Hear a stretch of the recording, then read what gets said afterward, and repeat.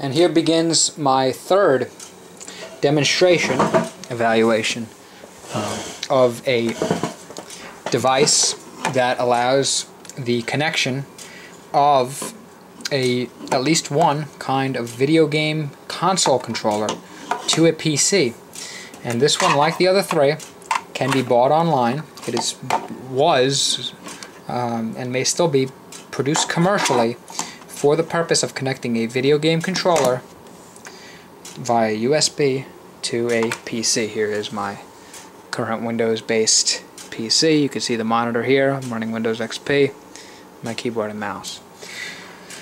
In this one we're going to review, this one's actually named here. It's called the PC Magic Box. I believe it was made by a company called Farmer. It's a Chinese or Taiwanese company. And this device is my favorite, actually, of all of the USB or game console controller to PC via USB adapters that there are. The reason why is because it supports my absolute favorite controller ever made, the Sega Saturn. And you can see here the Sega Saturn controller. This is my favorite controller. I think it is the most well-made controller ever. I personally believe that the Sega 6-button pad for the Genesis had the best D-pad ever made at the time, and that same D-pad was brought into making the Sega Saturn controller, this particular model.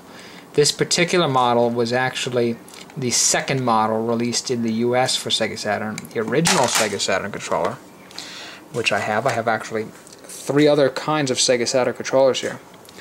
The other one, now let me unravel it. The first American or US model released was this clunky, thick, fat piece of junk compared to this beautiful controller here. Now, if you look, the pad is really not the same. It's not nearly as good. This is the classic Sega pad, like that amazing 6-button controller for the Sega Genesis, which, besides, now this is pretty much the same controller as the Sega 6-button pad for the Genesis. However, this one has the L and R buttons. So this is an extremely versatile controller, because if you want to play Super Nintendo games that use the L and R, and use it in ways that are very convenient, because some games you really want to, have your right thumb over here, and that left index finger, or left middle finger, whatever other left finger you might use, to hit this right bumper button, which really makes the gameplay a lot easier having it there, and having that extra move here, rather than having it in this area. So that this really does help a lot, and really makes that this controller can be used pretty much for every. Besides, again, if you're gonna go to Atari 2600, you're gonna, you may want to use spinners or the those analog controllers. Pretty much the spinner, I think, is the only one. But besides those kind of analog and controllers, this controller is going to work with PlayStation 1 non-dual shock, just a lot of the PlayStation 1. It's going to work with Sega Saturn, obviously, because it is Sega Saturn. Again, not the ones with the analog. Those, Knights, you may want to use the special analog controller for. I don't own one of those controllers, so I cannot review that with this device to tell you that it works or not. I don't know. I've heard that. I don't think it does work, but I didn't really look into it much. My thought is, if you want to use the PlayStation, or if you want to use an analog controller, you could just might as well use a PlayStation DualShock or PlayStation 2. Actually, this is PlayStation 2 here. I'm going to show you the other functionality of this device. But getting back to these controllers here, this obviously has the 6 buttons lined up like this. And the reason why it's so great is because fighting games, you want to push all 3 punch buttons or all 3 kicks. You can press them just like that. If you're playing Mortal Kombat, you want to hit the blocks. You got them in the middle. You got the kicks on the side. I mean, it's much more like an arcade style controller. And I actually play, when I play a lot of games, I actually play them with these 3 fingers, my index, middle, and ring finger. And I play with my hand up like this. I use my right hand, of course, not my left. I use my left hand here with the D-pad, and I use a thumb here. But my right hand is, I raise it up, and press the buttons like that and play games. I play a lot of games like that, action games, role-playing games, a lot of games I do play like that. So I definitely like playing video games with that grip. So for me, this controller is the best. These buttons are very responsive. You hear they're very clicky. I mean, there's no feeling. The L&R buttons are lacking. They're not great, but they're not horrible. The Super Nintendo ones weren't that great anyway, but they're not as good as these buttons. But these buttons are definitely superior to the L&R, which are more unresponsive. This pad is amazing, like I said, and it has a start button. It does not have a select button, so if you're going to play Super Nintendo, you'll want to map a select button, to one of these to it. And a lot of times, Super Nintendo games, you didn't even need the select button. It was not a required button to play the games. It was almost a vestige of the old Nintendo. And of course, the NES, the original NES, which although it lacked in buttons, had this silly select button, which was not used much.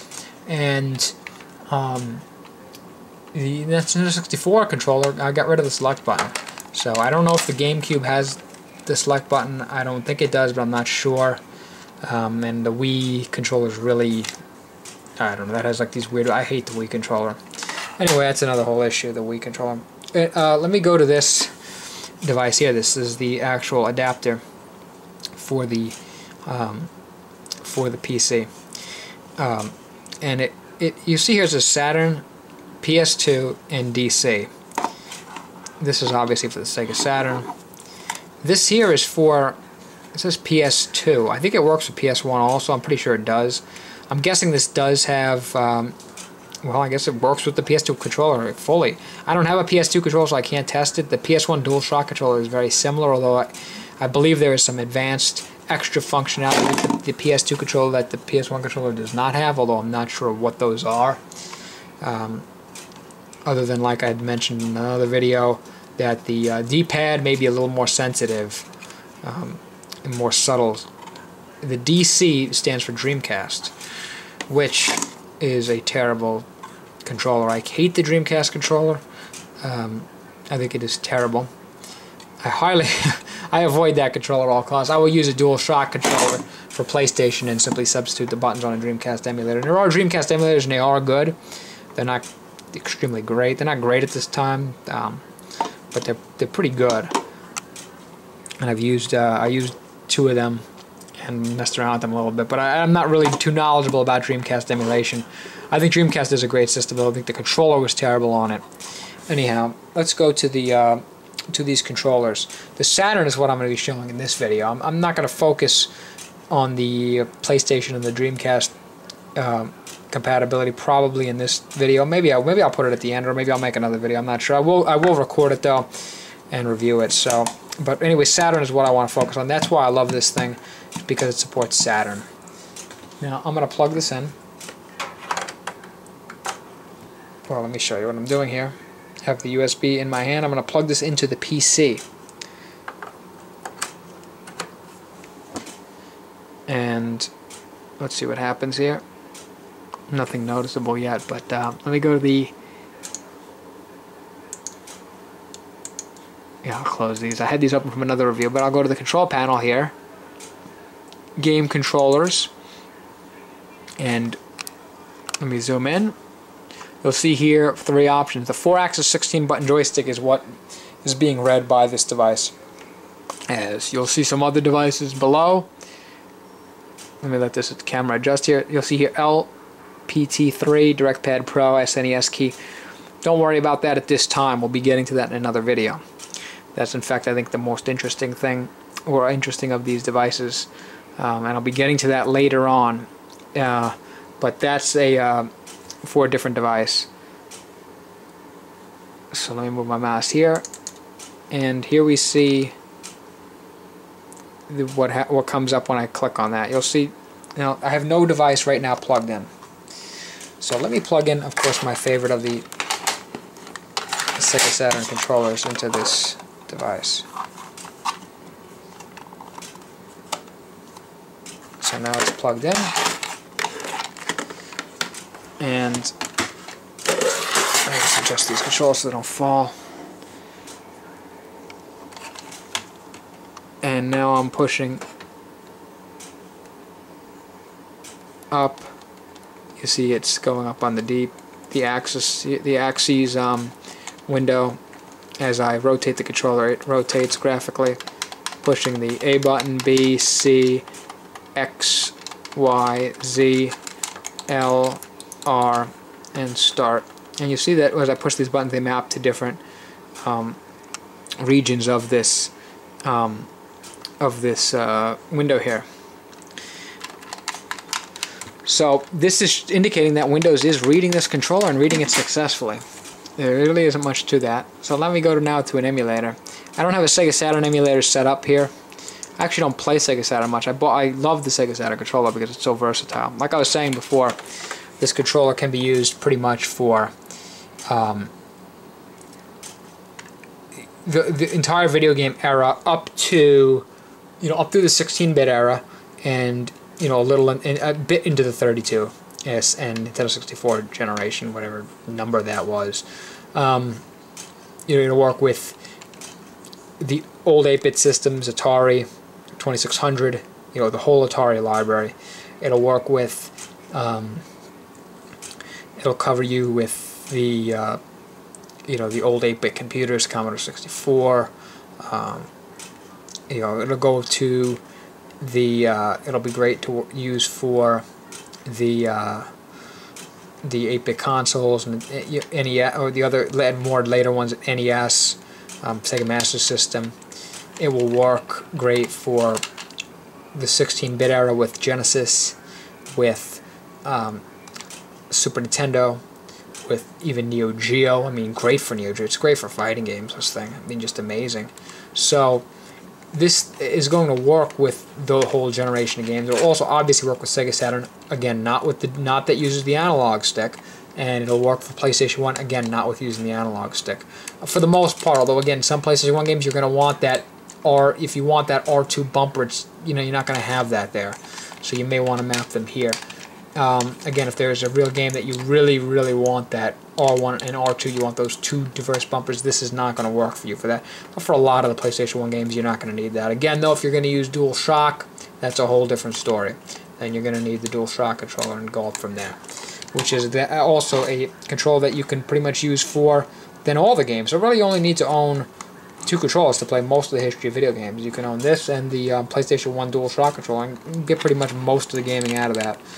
Although again, you're going to want some special controllers here and there. I mean, a DDR dance pad you're not going to have in a handheld controller.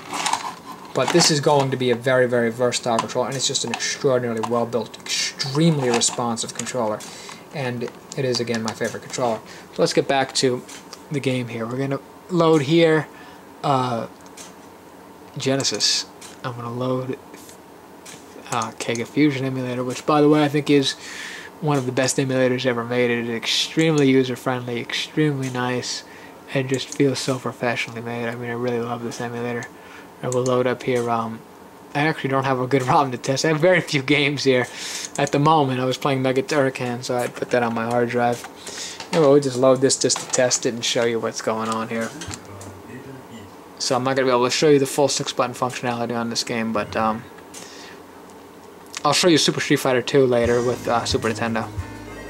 On Super Nintendo. So I push start, as you saw there. There's Turrican moving around. There he is shooting. I actually mapped this. C is jump, B is shoot, A is this, whatever this is, the rope. And these buttons here all do the same thing. You do the smart bomb, or bomb, whatever it's called. I don't know if it's called smart bomb in this game. It's called smart bomb in Super Turrican 1 and 2, which I'm more familiar with actually than this game. But this works just fine. I mean, actually works extremely well.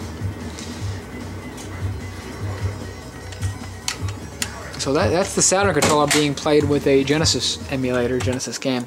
So I'm going to quit this game, and I'm going to show you Super Street Fighter 2 next on the Super Nintendo.